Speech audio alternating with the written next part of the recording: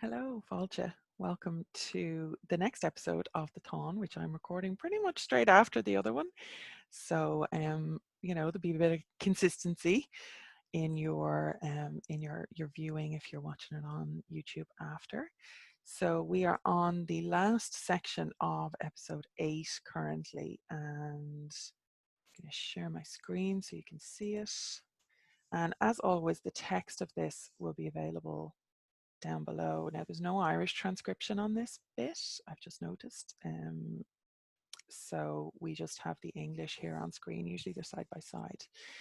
But the last one was the slaying of Lora and the killing of Ula. And we are on 8F, the harrying of Cualnge. So harrying means kind of worrying, bothering, pestering, all that kind of stuff, going after. So after everyone had come with their spoils, and they were all gathered in Finnevar of Coolnge, Maeve spake, "Let the camp be divided here," said Maeve. "The foray cannot be carried on by a single road. Let Ailill with half his force go by Míluachar. We and Fergus will go by Burness Bo Ulla, the pass of the cattle of Ulster." "Not fair is the part that has fallen to us of the force," said Fergus. "The cattle cannot be driven over the mountain without dividing." "This then is done. Hence cometh Burness Bo Ulla, the pass of the cattle of Ulster." Okay, so they're splitting up basically and trying to figure out how to bring their cattle through safely, right? Then spoke Ailill to his charioteer Quillish, I would say. "Find out for me today, Maeve and Fergus. I want not what hath," fuck's sake, Joseph Dunn, "I want not what hath led them to keep thus together." For anybody who's wondering why I'm using the Joseph Dunn translation rather than the much easier to read Thomas Kinsella translation, it's because of copyright. It's not because I have any fucking fondness for I wot not what hath led them to keep thus together type of language. All right. So I do apologize for that. I am frustrated, as I'm sure you are, with the floweriness of this language. But it is the one that we have available that I can read out on YouTube without getting sued. So that's where we are. "I would fain have a token from thee." Quillish went where Maeve and Fergus wanted. The pair dallied behind while the warriors continued their march.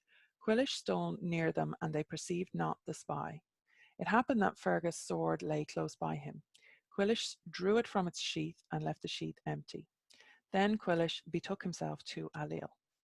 "Well," said Ailill. "Well then," replied Quillish, "thou knowest the signification of this token. As thou hast thought," continued Quillish, "it is thus I discovered them lying together." Now, I don't know, was this news to Ailill at this point that Maeve and Fergus are doing the dirty together? But Maeve was very clear when she married Ailill that she wouldn't have a husband who was jealous, and this looks like it's built into jealousy on Ailill's part.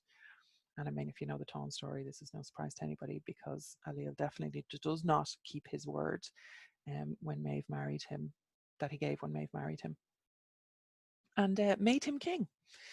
So, so he has sent a spy, and he's brought back proof, basically, that they're sleeping together. "It is so, then. Each of them laughs at the other." "It is well so," said Ailill. "She had no choice. To win his help on the Táin, she hath done it." "Keep the sword carefully by thee," said Ailill. "Put it beneath thy seat in the chariot, and a linen cloth wrapped around it." So Ailill is writing this off as like, yeah, Maeve had no choice. she she totally had to sleep with Fergus so that he'd help her with the Táin. That's why she wants to sleep with Fergus. Yeah. Then Fergus got up to take his sword. "Alas," cried he, "what aileth thee?" Maeve asked. "An ill deed have I done, Ailill," said he. "Wait thou here till I come out of the wood," said Fergus, "and wonder not thou it will be long till I come." It happened that Maeve knew not of the loss of the sword. So Fergus doesn't even tell her what's going on. He just says, he sees his sword gone, and he maybe figures out that Ailill has seen it or taken it somehow, and wanders off basically and tells Maeve to stay put, right? Without actually giving her any fucking useful information. Fergus went out, taking his charioteer's sword with him in his hand, and he fashioned a sword from a tree in the wood. Hence is Fí Mór Chruailí, great scabbard wood in Ulster, so more than Yennicus. Let us hasten after our comrades, said Fergus. The forces of all come together in the plain. They raised their tents. Fergus was summoned to Ailill for a game of chess. When Fergus entered the tent, Ailill laughed at him. Okay. Cuchulainn came so that he was before Ach Crin, the ford of Cron. O Master Laig, he cried to his driver, here are the hosts for us. I swear by the gods, said the charioteer, I will do a mighty feat in the eyes of chariot fighters, in quick spurring on of the slender steeds. With yokes of silver and golden wheels shall they be urged on in triumph. Thou shalt ride before heads of kings. The steeds I guide will bring victory with their bounding.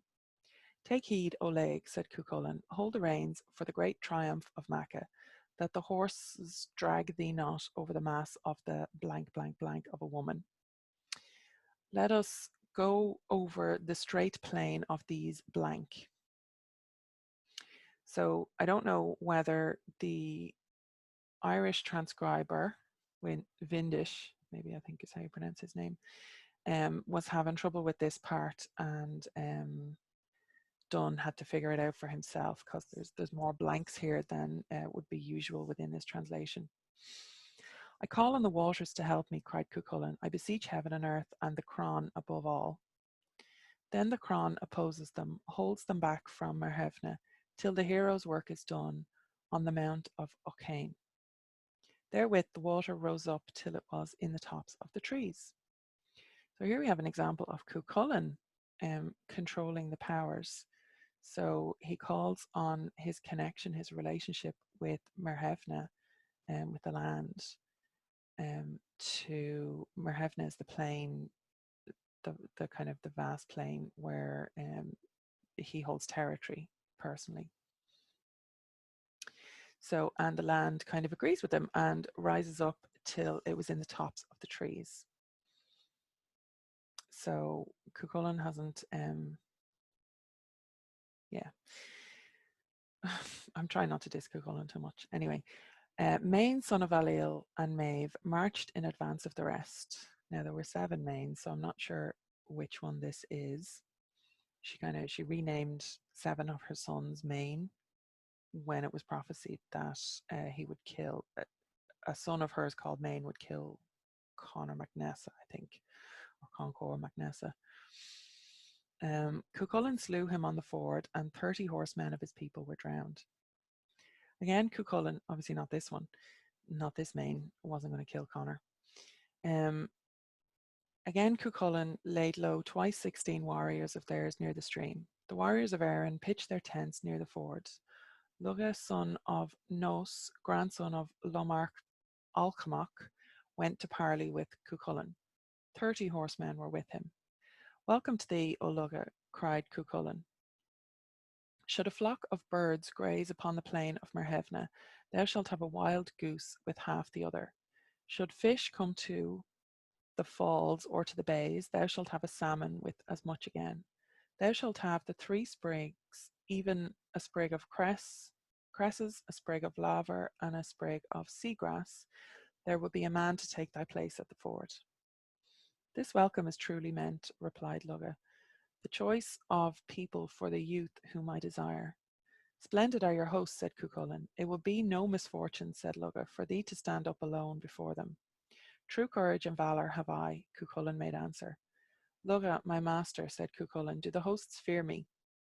By the god, Lugha made answer, I swear that no one man of them, nor 2 men, dares make water outside the camp unless 20 or 30 go with them. So nobody will dare to go for a piss, basically, is what he's saying, unless he has 20 or 30 mates with him.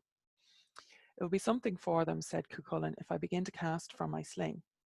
He will be fit for thee, O Lugha, this companion thou hast in Ulster, if the men oppose me one by one. Say then, what wouldst thou? Asked Cuchulainn. A truce with my host. Thou shalt have it, provided there be a token therefore. And tell my master Fergus that there shall be a token on the host. Tell the leeches, or the doctors, there shall be a token on the host, and let them swear to preserve my life, and let them provide me each night with provision. Lugga went from him. It happened that Fergus was in the tent with Ailill. Back to Fergus and Ailill again, who are laughing together in the tent. Lugga called him out and reported that proposal of Cuchulain's to him. Then Ailill was heard. I swear by the gods, God, I cannot, said Fergus. Okay, there seems to be a blank. Then Ailill was heard, and then it's Fergus speaking. So, I swear by the God I cannot, said Fergus, unless I ask the lad. Help me, O Lugga, said Fergus. Do thou go to him to see whether Ailill with a division may come to me to my company. Take him an ox with salt pork and a keg of wine. Thereupon Lugga goes to Cuchulain and tells him that. 'Tis the same to me whether he go, said Cuchulain. Then the two hosts unite. They remain there till night, or until they spend 30 nights there. Cuchulain destroyed 30 of their warriors with his sling. Your journeys will be ill-starred, said Fergus to Maeve and Ailill. The men of Ulster will come out of their pains and will grind you down to the earth and the gravel. Evil is the battle corner wherein we are. He proceeds to Cualnge, the eastern nook. Cuchulain slays 30 of their heroes on Táin, the ford of the Fist. Now they could not reach Cualnge till night. Cuchulain killed 30 of their men there, and they raised their tents in that place. In the morning, Ailill's charioteer, Cualnge, to wit, was washing the wheel bands in the ford. Cuchulain struck him with a stone so that he killed him. Hence is Cualnge, the ford of destruction in Cualnge. Now, this whole section is quite confusing, right? I'm hoping that things will clarify a little bit, but what we can get from this is that Ailill definitely knows now, if he didn't know before, he definitely knows now that Maeve and Fergus are sleeping together, is writing it off as Maeve has to do it. And then it goes into this whole big long bit about Cuchulain and the lad Lugga that goes to Cuchulain. Let me just recheck this. This seems to be a betrayer going to talk to Cuchulain and trying to make a deal, right? And then he goes back to Fergus and pulls Fergus out of the tent where he is with Ailill and puts forth the proposal of Cuchulain's, and Fergus says he can't do it. So they're trying to, this is, I think, the start of Fergus's betrayal. Spoiler alert, Fergus is going to betray Maeve. We already see Fergus's disregard for Maeve. I mean, he's left her waiting in the woods, basically. And she kind of doesn't feature then in the rest of this section. So I don't know if this will become clearer or if it'll just move on in the story, because that happens sometimes. And so, sometimes I think there's definitely parts missing. Either the translator didn't know how to translate, then Ailill was heard.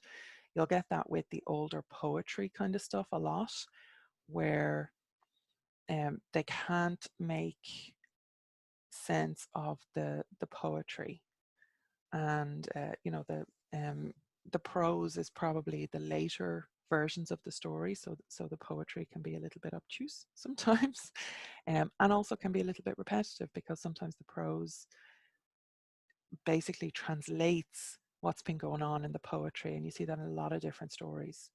So that could be a section of poetry that's been left out. For all I'm going on about Kinsella, being a better version, Kinsella just pretty much leaves all the poetry out, which is very frustrating. That's Thomas Kinsella and his translation of the Táin. So sometimes you have to kind of go between a couple of different translations to see where the gaps are, and it also depends on which recensions, which versions the translator is using as well, because you get different versions and different issues where there's gaps. Either some of the manuscript has been lost, or the scribe who was writing out the manuscript has decided that that's for some reason not a relevant section, or something that they don't want to include, or sometimes they just make mistakes, or sometimes, if it gets damaged, that it becomes illegible, and all that. So, or sometimes pages get missing. So we're dealing with obviously very, very old manuscripts, and it doesn't always make complete sense. And I kind of prefer it in a lot of ways, because even though some of the bits don't make sense, and there's not a kind of a smooth flow to it, sometimes it's a bit jumpy and kind of jumping around. It's those bits that are, definitely authentic, right, and definitely ancient, because they haven't been fucked with, basically. So nobody has come in and rewritten them or written over them or anything like that. So that can be a big problem when you're, a lot of the older manuscripts were reworked in medieval and even later medieval times, which is still quite old, but not where we kind of want to be reading from, right? It's way, way later than the original Táin stories would have been told in. So we're going to finish there, and we're going to start on section 9 in the next video. So thank you for your time and your attention, and I will see you all in the next video. Okay, slán go fóill. Well, make sure you subscribe and hit the bell for notifications so that you don't miss an episode, and go and check the rest of the playlist. Blah, blah, blah, all the usual stuff. Okay, slán.